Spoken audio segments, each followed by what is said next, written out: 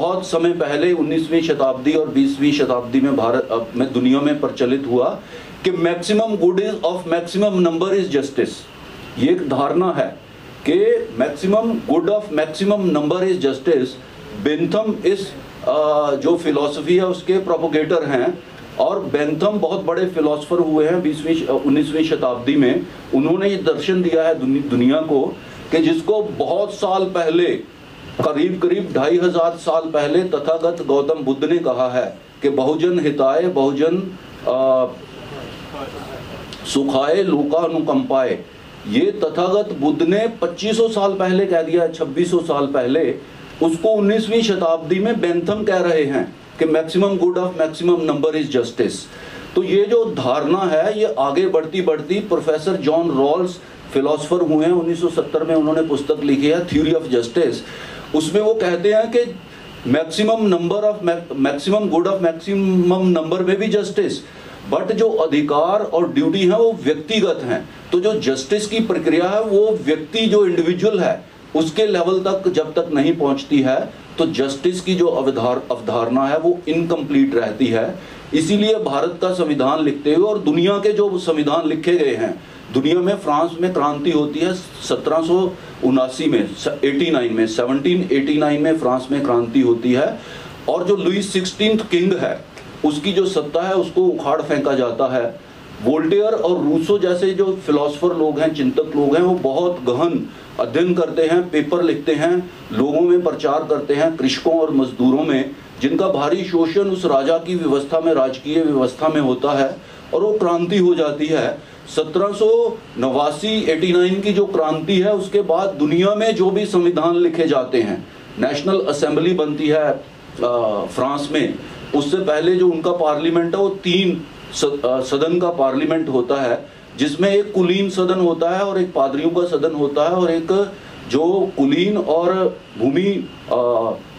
भूमिहार लोग हैं जिनके पास भूमि है उनका सदन होता है। तो तीनों सदन में जो वर्किंग क्लास के लोग हैं उनका कोई भी नुमाइंदा या रिप्रेजेंटेशन नहीं होता है। उस पार्लियामेंट को डिमोलिश करके नेशनल असेंबली एक सदन की कायम की जाती है टेनिस कोर्ट में, जहां आज भी रोलैंड गैरस जो फ्रेंच ग्रैंड स्लैम है उसका जो टूर्नामेंट होता है, उसका जो घास का मैदान है, सबसे पहले वो असेंबली वहां पे कायम की जाती है, उसके बाद वो नेशनल पार्लियामेंट बनती है।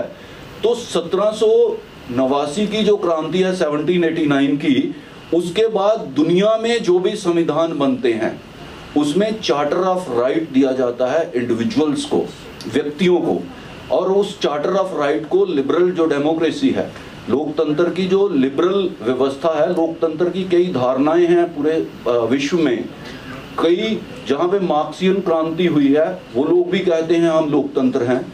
चाइना जैसे जो मार्क्सिस्ट लेनिनिस्ट क्रांति के बाद जिन्होंने सत्ता कायम की है वो देश भी कहते हैं कि हम लोकतंत्र हैं। भारत जैसा देश भी कहता है कि हम लोकतंत्र हैं। Britain, America, Australia, New Zealand, Commonwealth के बहुत सारे देश कहते हैं कि हम लोकतंत्र हैं।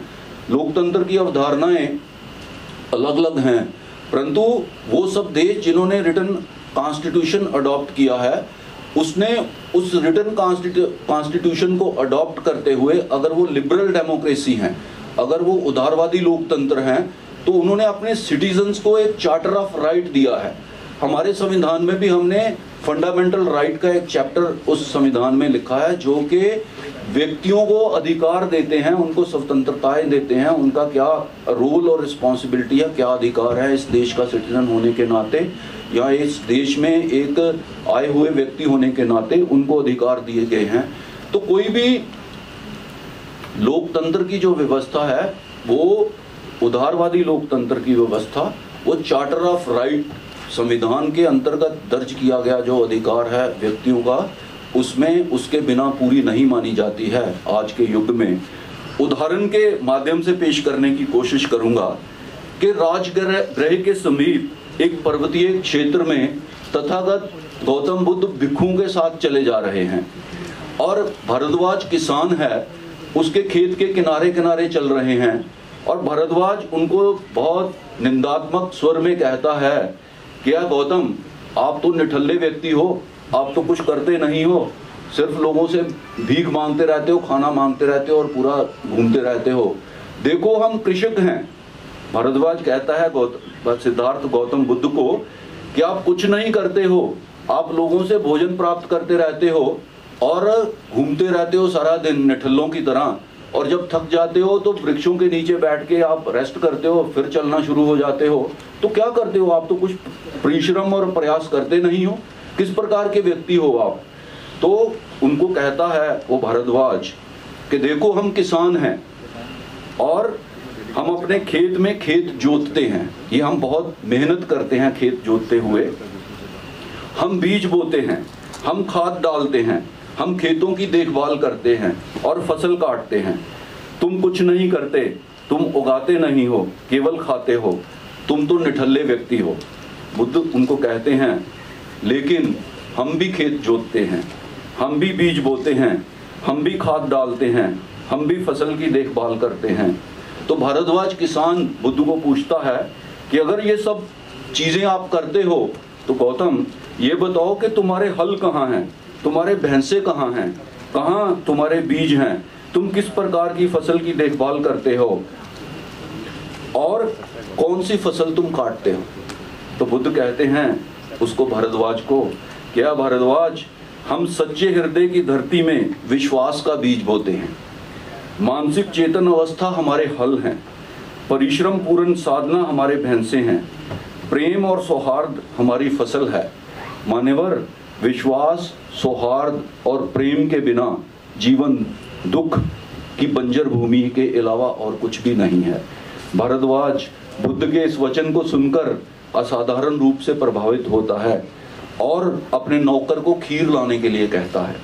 तो बुद्ध उसकी खीर को प्राप्त करने के से मना कर देते हैं।